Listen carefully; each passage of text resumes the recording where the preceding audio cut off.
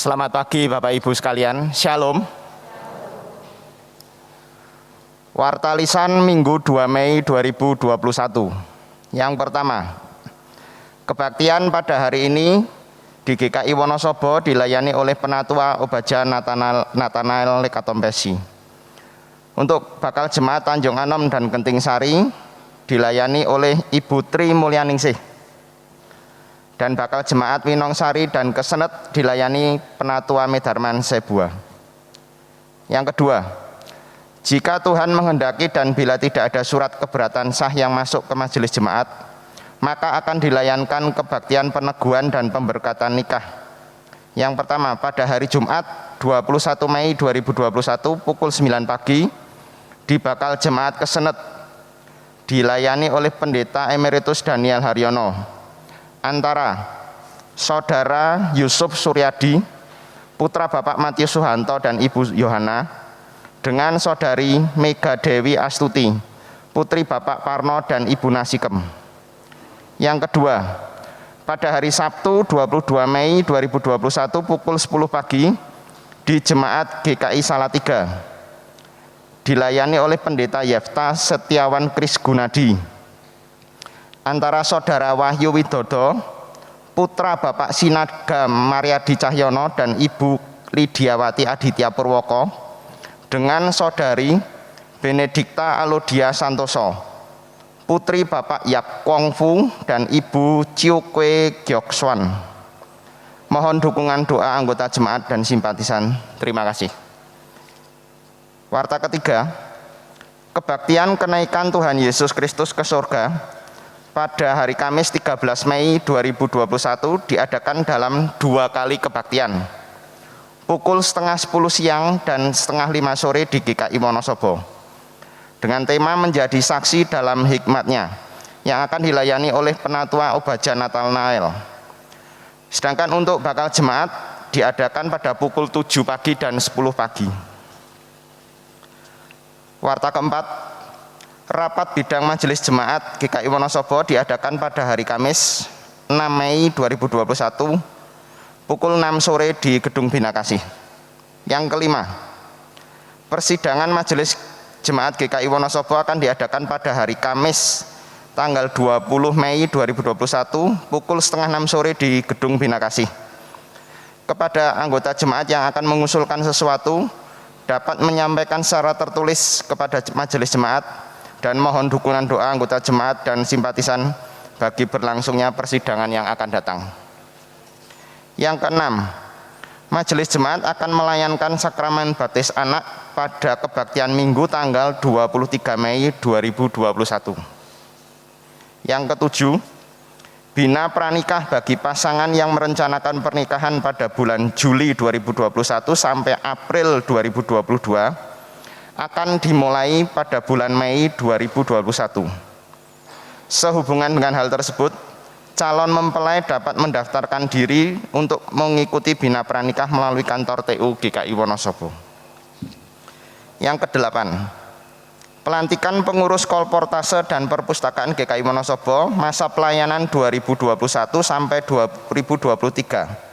Yang akan dilayankan pada kebaktian Minggu 9 Mei 2021 pukul setengah 10 siang oleh Pendeta Eka Setiawan Tejo Kesuma.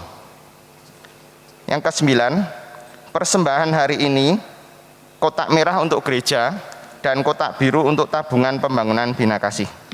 Terakhir, ralat bunga mimbar hari ini tertulis dari keluarga Bapak Ibu Subagio Rarjo, yang benar dari keluarga Bapak Ibu Budianto Tejo Mulyono. Warta selengkapnya dapat Bapak Ibu baca di warta yang tercetak maupun elektronik warta.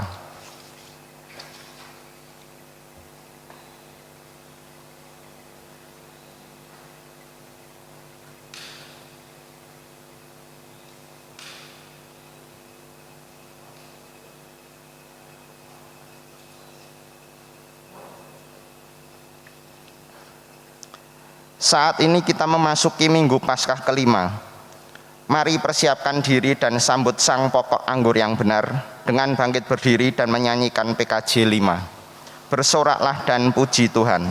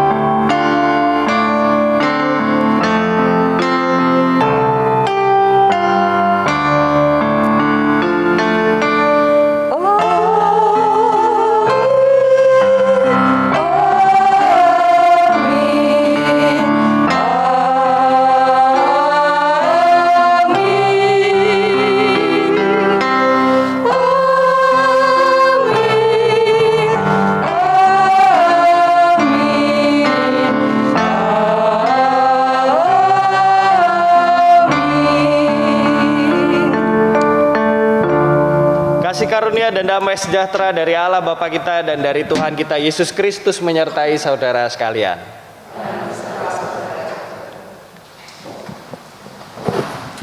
Bapak Ibu yang terkasih dalam Yesus Kristus, ketika kita memutuskan untuk mengikut Tuhan Yesus, berarti kita juga mau bertumbuh dan berbuah di dalamnya. Hal tersebut menunjukkan bahwa kita benar-benar percaya dan kita mau menyerahkan diri kepada Tuhan. Seperti yang terdapat dalam Kisah Para Rasul 8 ayat 37. Sahut Filipus, "Jika Tuhan percaya dengan segenap hati, boleh." Jawabnya, "Aku percaya bahwa Yesus Kristus adalah Anak Allah." Mari kita datang kepada Tuhan untuk mengakui dosa-dosa kita. Mari kita berdoa. Di dalam keterbatasan dan kelemahan kami Tuhan, kami datang kepadamu untuk mengakui dosa-dosa kami di hadapan-Mu. Ampuni kami Tuhan, apabila selama ini kami masih belum menghasilkan karya sebagai buah dari mengikut Engkau. Ampuni kami Tuhan, apabila selama ini kami masih sering mengandalkan diri kami sendiri dan kami belum hidup di dalam Engkau.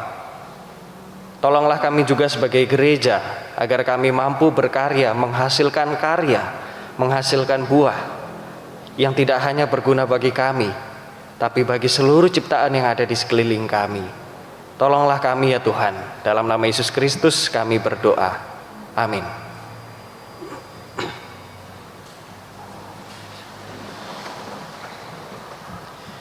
Bagi setiap kita yang dengan tulus dan rendah hati mengakui dosa-dosa di hadapan Tuhan, kini mari kita menerima berita anugerah yang diambil dari Mazmur 22 ayat 31.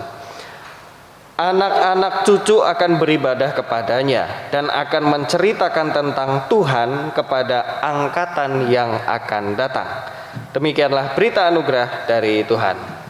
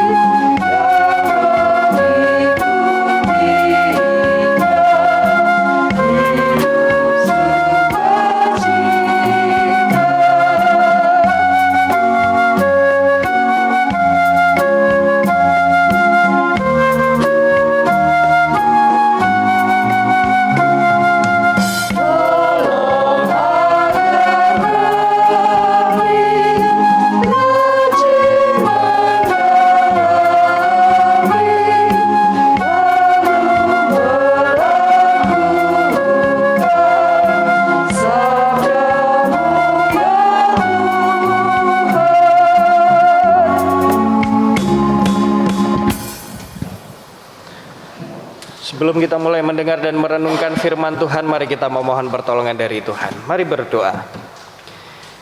Ya Bapa, kami kembali datang kepadamu untuk memohon pertolongan-Mu ya Tuhan. Saat ini kami akan mendengarkan firman-Mu. Biarlah hikmat dari-Mu yang hidup di dalam kami Tuhan, agar di dalam mendengarkan firman-Mu kami tidak mendengarkan dengan akal pikiran kami sendiri, tapi Roh Kudus-Mu yang membimbing kami, agar firman-Mu dapat benar-benar hidup dan kami nyatakan di dalam keseharian kami. Dalam nama Yesus Kristus kami berdoa. Amin. Injil Tuhan Yesus Kristus menurut Yohanes pasal 15 dimulai dari ayat pertama.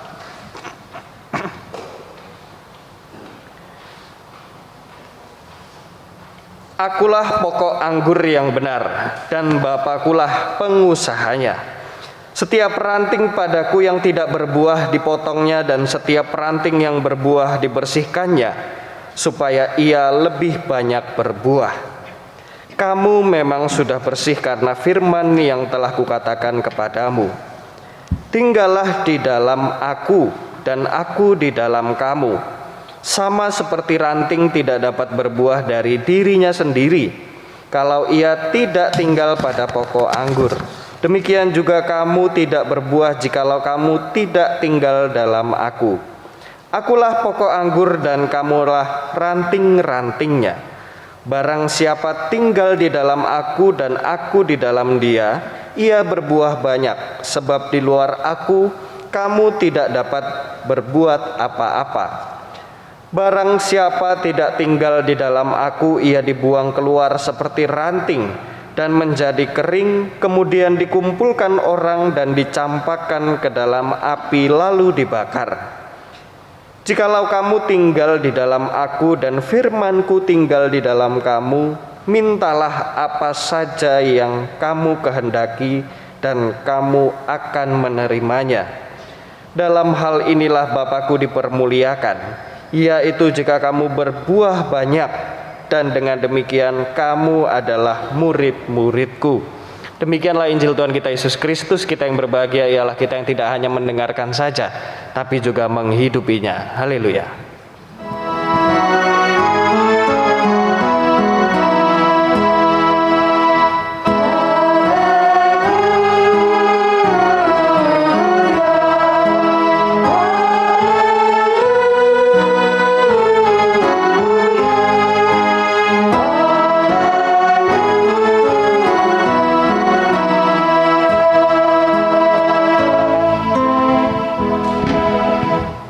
Selamat pagi Bapak Ibu. Wah, sekali lagi harus lebih semangat. Biar hari ini kita mulai hari dengan semangat. Seperti biasa jawabannya adalah pagi semangat. Nah, siap ya Bapak Ibu? Saya mau menyapa Bapak Ibu sekali lagi. Selamat pagi Bapak Ibu. Luar biasa. Terima kasih Bapak Ibu. Bapak Ibu yang terkasih dalam Yesus Kristus, tema kita hari ini adalah bertumbuh dalam Kristus, berbuah dalam karya. Nah, hari ini kita kembali melihat bahwa Yesus menggunakan perumpamaan atau menggunakan simbol-simbol yang sangat lazim ditemukan pada saat itu. Kenapa anggur? Karena anggur pada saat itu adalah tanaman yang sangat berharga, memiliki nilai yang tinggi. Karena minuman anggur itu pada saat itu memiliki kelas-kelasnya, dan banyak orang menggunakan anggur ini bisa sebagai simbol, bisa sebagai jamuan. Makanya orang-orang pasti tahu pohon anggur itu seperti apa, lalu bagaimana cara menanam anggur, bagaimana cara membudidayakan anggur. Orang-orang pasti mengerti, makanya Yesus menggunakan anggur sebagai simbol atau gambaran ketika dia menyampaikan firman. Nah, di sini kita melihat di dalam Yohanes 15 ayat 1 sampai 8, Yesus mengungkapkan bahwa siapa sang pemilik anggur? Sang pemilik tanaman itu siapa? Bapa. Bapa ini adalah pengusahanya. Kenapa disebut seperti itu? Ya karena Bapa yang menciptakan kita, Allah Bapa yang merawat kita dan menjaga kita. Lalu Yesus menjelaskan tentang siapa dirinya. Dialah sang pokok anggur itu, di mana anggur-anggur ini, ranting-rantingnya ini bernaung kepada siapa? Ya kepada Yesus. Makanya digambarkan pokoknya ini Yesus. Kita apa? Rantingnya. Nah, kita melihat bahwa antara Bapa, Yesus, dan manusia, kita sebagai jemaat Tuhan memiliki satu relasi yang saling terkait dan tidak terpisahkan. Tidak dapat dipisahkan. Artinya apa? Artinya kita selalu ada di dalam Yesus. Nah, konsep ini sebenarnya adalah sebuah konsep yang menjelaskan tentang perikoresis, menuju. Kenapa menuju? Karena masih ada satu sosok yang kurang di sini. Siapa? Roh Kudus. Kapan Roh Kudus itu kita dengar? Nanti ketika hari pencurahan Roh Kudus.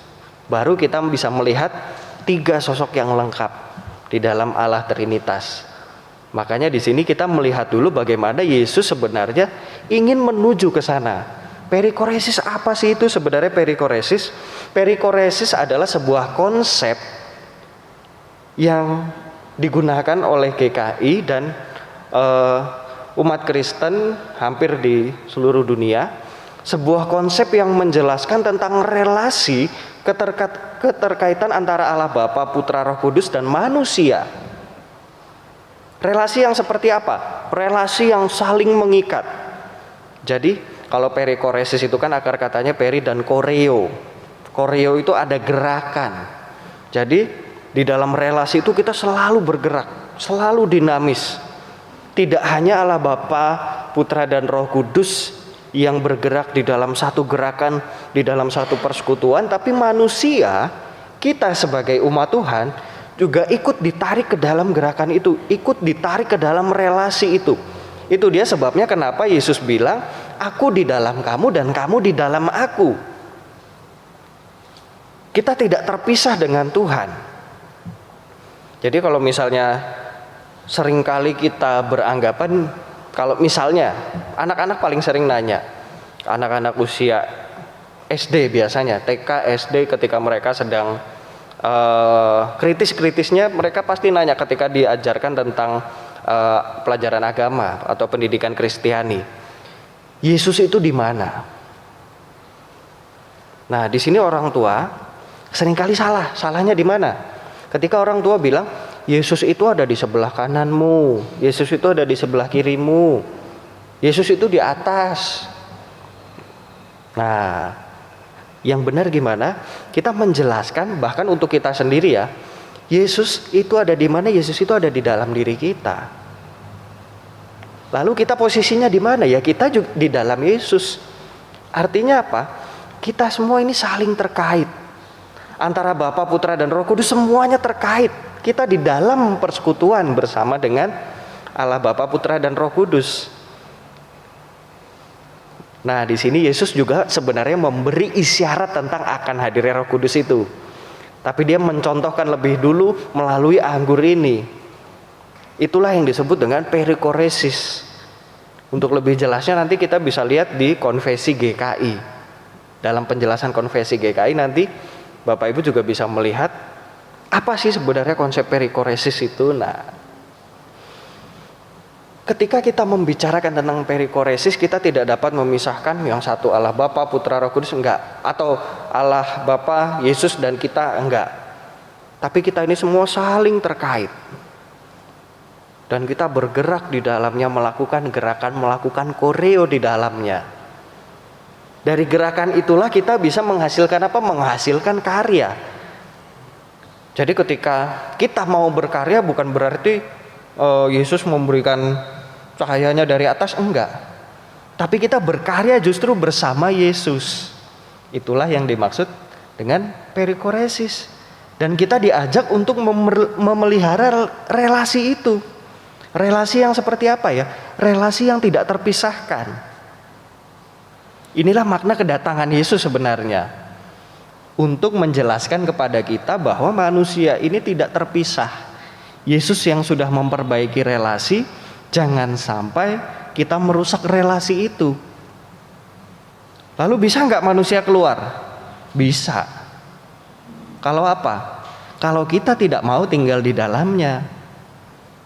Nah, makanya di sini Yesus bilang tinggallah di dalam aku, ajakan untuk ikut berrelasi.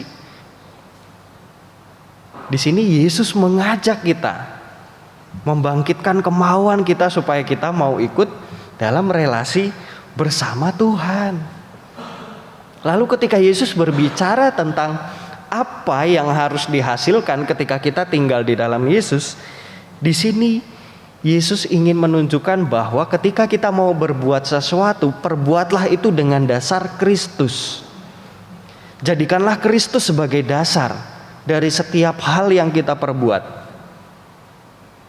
Di dalam kehidupan kita sehari-hari, Apapun yang kita perbuat, perbuatlah itu di dalam Yesus.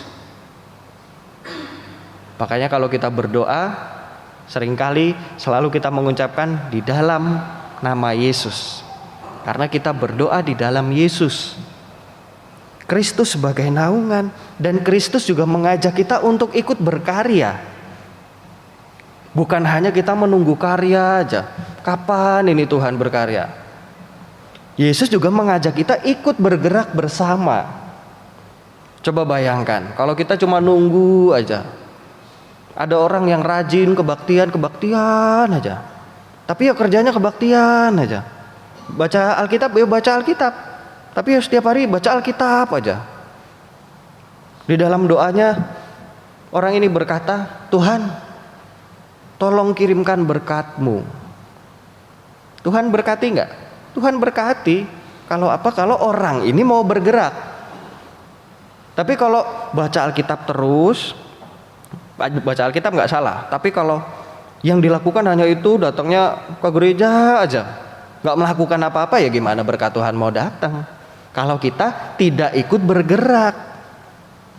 Sementara Tuhan hadir tidak hanya untuk memberi dan kita tangannya begini, enggak. Tapi Tuhan mengajak kita, menggapai kita untuk ayo ikut bergerak bersama. Kalau kamu tinggal di dalam aku, maka kamu bisa berbuah. Kalau kita sekarang tinggal di dalam Yesus, berarti apa? Sekarang kita bisa menghasilkan buah. Bapak Ibu bisa menghasilkan karya juga. Kita semua bisa menghasilkan karya. Asal kita mau.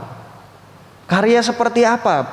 Gak usah muluk-muluk karya seperti harus yang wah, harus yang dilihat orang, enggak.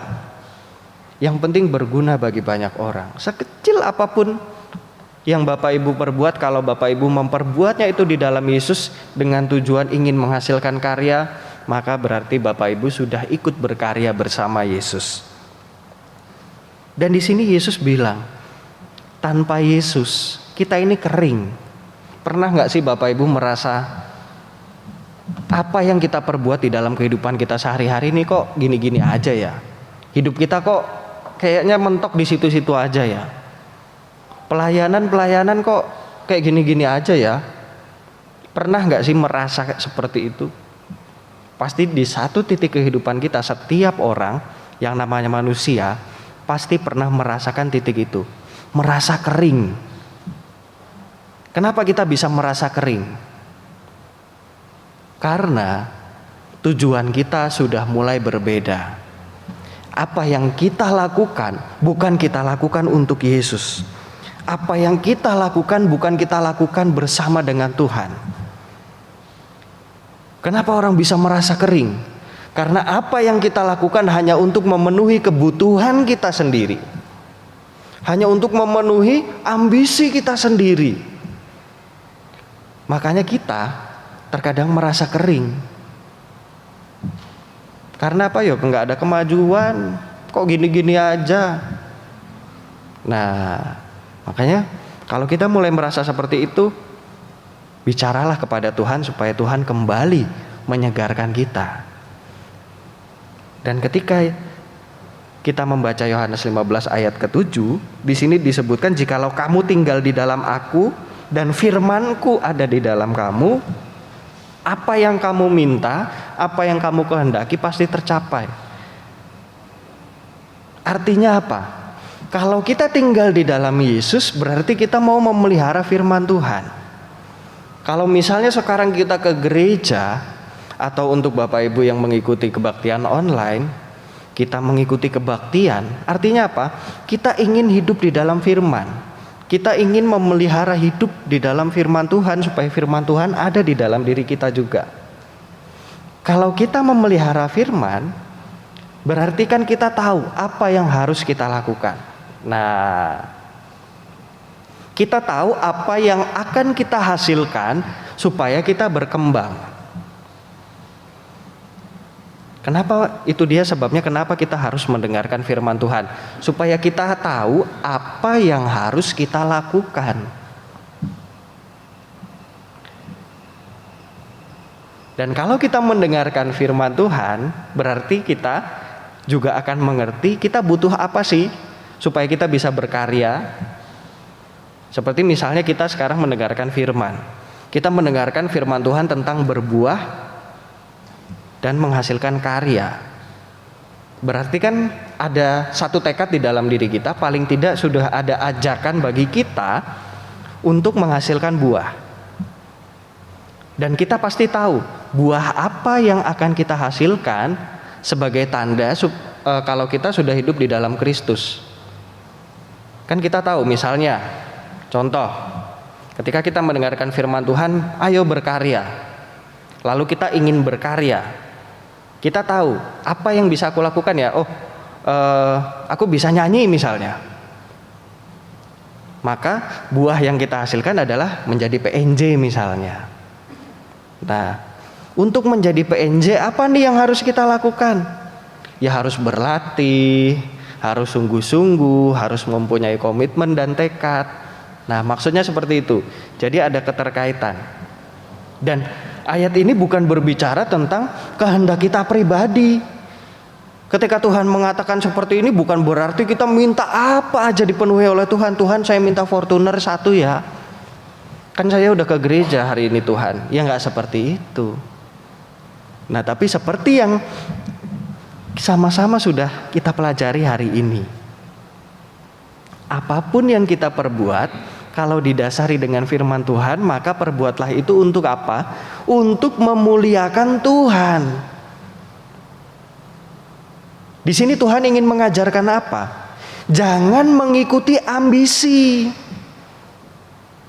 Jangan mengikuti kehendak pribadi. Kalau kita mengikuti kehendak pribadi, terus mengejar ambisi, terus apa yang kita inginkan harus tercapai. Kalau nggak tercapai, kalau nggak diturutin, ngambek, mutung sama Tuhan, mutung sama majelisnya. Wah, majelis saya mau ini, nggak boleh mutung nanti. Artinya apa? Yang dikejar masih keinginan pribadi, ambisi pribadi. Dan coba pelihara hal seperti itu. Cepat atau lambat pasti akan merasa kering. Merasa kering, gak ada gunanya. Tapi kalau kita memang benar-benar mau melakukan karya karena didasari oleh Tuhan, karena ingin memuliakan Tuhan, ya apapun yang kita perbuat serahkan itu sama Tuhan. Misalnya gak terjadi, ya jangan ngambek. Berarti ada kehendak lain yang ingin Tuhan tunjukkan. Jadi bukan tentang ambisi pribadi. Dan kalau kita hidup di dalam Kristus, ya ayo sama-sama kita berkarya Bapak Ibu. Ayo sama-sama kita menghasilkan buah. Ayo sama-sama kita berbuat sesuatu. Di sini Yesus bilang kalau yang namanya ranting yang baik pasti menghasilkan buah yang baik juga. Artinya apa? Kalau niat kita baik, kalau tujuan kita baik, pasti hasilnya akan baik juga. Tapi kalau dari awal tujuannya sudah tidak baik, kelihatannya baik, tapi ada tujuan-tujuan tersembunyi. Kalau dari awal niatnya baik, pasti hasilnya baik. Tapi kalau tidak baik, apakah hasilnya akan baik? Enggak. Ranting yang baik pasti akan menghasilkan buah yang baik. Tapi kalau dari awal rantingnya ini udah nggak benar, pasti buahnya pun ya nggak akan jadi buah yang baik juga. Dan di sini Yesus ingin menunjukkan kalau kita mau hidup di dalam Yesus, berarti kita mau selalu bertumbuh. Ini jadi pelajaran Bapak Ibu untuk kita semua. Kira-kira apa nih pertumbuhan apa yang sudah kita tunjukkan? Karena kalau kita tidak bertumbuh, artinya kita menuju apa? Menuju kebinasaan. Kebinasaan artinya apa? Kita mati. Ya ranting yang nggak baik ya pasti dipotong. Karena apa ya, buat apa dipelihara tapi nggak menghasilkan apa-apa. Itu dia mengapa kita harus berkarya. Berkarya melalui apa ya? Melalui pelayanan, melalui kehidupan kita sehari-hari. Ayo, mari sama-sama kita berkarya. Itulah yang diinginkan untuk Yesus. Jadi Bapak Ibu yang terkasih dalam Yesus Kristus, mari sama-sama kita pikirkan. Karya apa yang bisa kita lakukan? Pelayanan-pelayanan seperti apa yang bisa kita lakukan? di dalam gereja, Bapak Ibu ingin melayani seperti apa, kita terbuka. Gereja ini terbuka, Bapak Ibu ingin melayani seperti apa, ayo. Dan kira-kira kita sudah menghasilkan karya seperti apa? Nah, itulah dia, makanya kenapa coba sekarang kita pikirkan, kita diskusikan di dalam media-media yang sudah tersedia. Coba Bapak Ibu pikirkan, buah apa yang ingin Bapak Ibu hasilkan. Misalnya ketika Bapak Ibu sekarang udah mulai lihat PNJ-nya nih, atau organisnya, organisnya kok Cidevina terus sih, wah aku mau ikutan misalnya seperti itu. Operatornya, Pak Yuni sama Mas Ade terus, ikutan jadi operator. Tahun depan majelisnya mukanya ini terus, gantian dong, wah. Ayo sama-sama. Kalau kita mau menghasilkan buah, kira-kira buah apa nih yang mau kita hasilkan? Kalau di gereja seperti itu, kalau di luar terserah Bapak Ibu mau menghasilkan buah seperti apa. Dan coba sekarang kita pikirkan, menurut Bapak Ibu secara pribadi, kira-kira Bapak Ibu sudah menghasilkan karya belum sih? Sepanjang kehidupan Bapak Ibu, sekian puluh tahun udah menghasilkan karya apa? Lalu ketika kita berbicara sebagai gereja, kira-kira gereja kita ini udah menghasilkan karya apa untuk seluruh ciptaan yang ada di sekeliling kita? Untuk warga masyarakat, kira-kira kita sudah menghasilkan apa? Itu jadi PR untuk kita semua ya Bapak Ibu. Mari kita berbuah. Kita buat gereja ini menghasilkan buah. Kalau Bapak Ibu punya ide seperti apa, ayo omongin aja. Jangan cuma menyalahkan majelisnya, diem-diem gak melakukan apa-apa. Ayo kalau punya ide ngomong.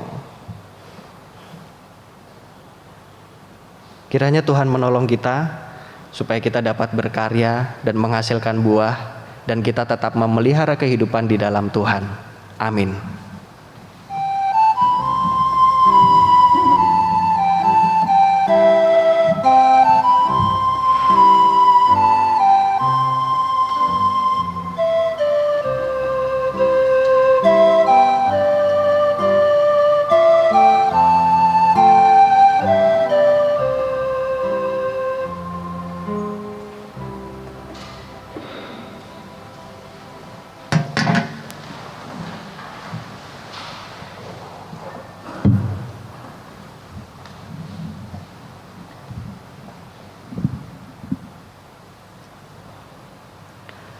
Marilah kita bersama dengan umat Allah di masa lalu, masa kini, dan masa depan, mengingat pengakuan iman kita menurut pengakuan iman rasuli. Hendaklah masing-masing berkata, Aku percaya kepada Allah, Bapa yang Maha Kuasa, Khalik langit dan bumi, dan kepada Yesus Kristus, Anak-Nya yang tunggal, Tuhan kita, yang dikandung dari Roh Kudus, lahir dari anak darah Maria, yang menderita sengsara di bawah pemerintahan Pontius Pilatus, disalibkan, mati dan dikuburkan, turun ke dalam kerajaan maut. Pada hari ketiga, bangkit pula dari antara orang mati, naik ke surga, duduk di sebelah kanan Allah, Bapa yang Maha Kuasa, dan dari sana Ia akan datang untuk menghakimi orang yang hidup dan yang mati. Aku percaya kepada Roh Kudus, gereja yang kudus dan am, persekutuan orang kudus, pengampunan dosa, kebangkitan orang mati, dan hidup yang kekal. Amin. Persilahkan duduk kembali. Mari kita kembali datang kepada Tuhan untuk menaikkan doa-doa syafaat kita. Mari berdoa. Ya Tuhan, kami bersyukur karena kami telah tinggal di dalam Engkau. Tolonglah kami Tuhan, agar kami dapat memelihara hidup di dalam Engkau. Dan tolonglah kami Tuhan, agar kami mampu menghasilkan karya. Saat ini kami berdoa untuk bangsa kami. Kiranya Engkau berkati proses distribusi vaksin. Engkau berkati juga tim Gerakan Kemanusiaan Indonesia yang menolong orang-orang yang terdampak bencana alam di NTT. Kami juga berdoa Tuhan untuk para buruh yang masih mendambakan kesejahteraan, dan kiranya Engkau berikan hikmat kepada mereka agar dapat berbuat yang baik bagi bangsa ini. Kami juga berdoa untuk pendidikan di Indonesia, kiranya Engkau boleh sertai setiap sekolah, setiap guru beserta murid. Kami berdoa untuk sekolah Kristen di Wonosobo, kiranya Engkau jadikan sekolah ini menjadi ladang berkat-Mu ya Tuhan. Dan saat ini kami berdoa untuk gereja-Mu GKI Wonosobo. Berkatilah gereja ini agar bisa menjadi gereja yang menghasilkan karya, tidak hanya ke dalam tapi juga karya yang berguna bagi orang-orang yang ada di sekeliling kami. Dan tolonglah kami Tuhan, ingatkan kami, sadarkan kami untuk kami mau ikut terlibat dalam karya melalui pelayanan. Kami juga berdoa untuk setiap orang yang saat ini tengah dalam kondisi sakit, di dalam perawatan baik di rumah maupun di rumah sakit. Kami berdoa untuk setiap orang yang saat ini tengah dalam pergumulan, mengalami masalah di dalam hidupnya. Kami berdoa untuk setiap keluarga yang masih mendambakan cinta kasih, mendambakan kerukunan di dalam keluarga.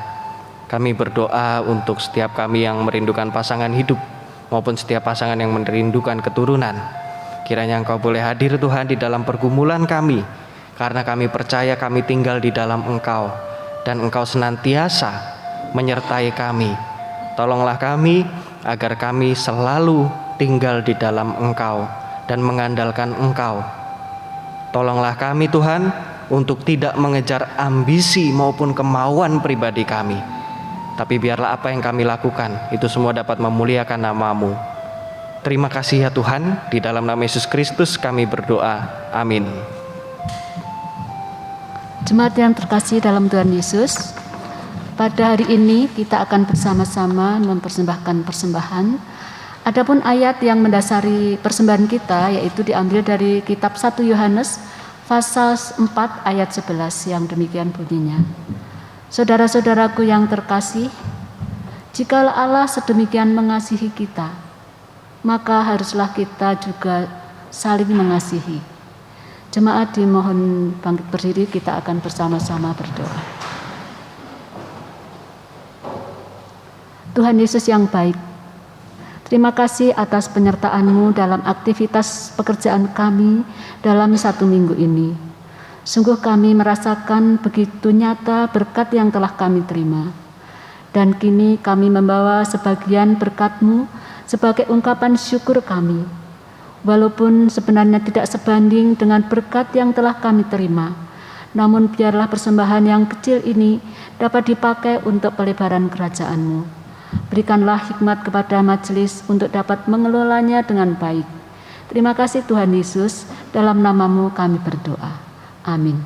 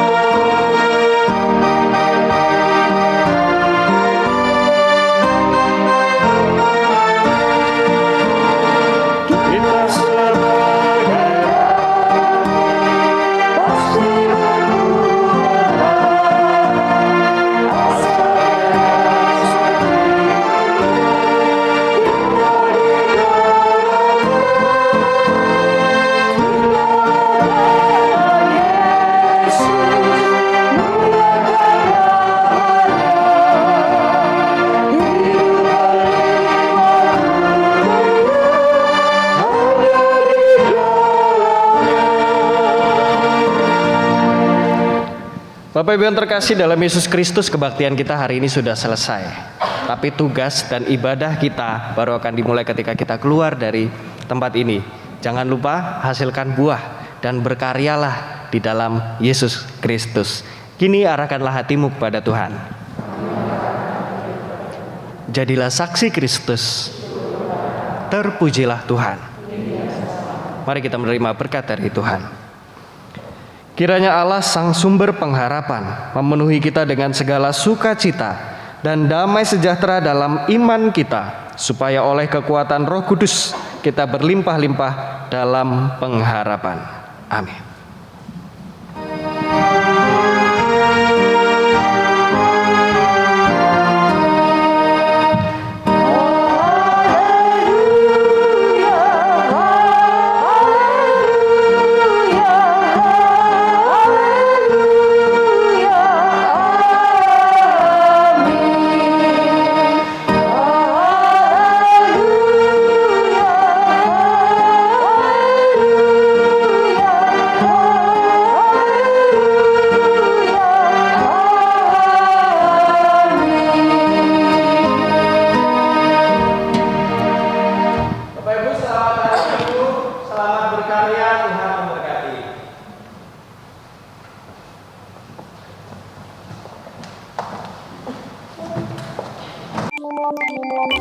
you.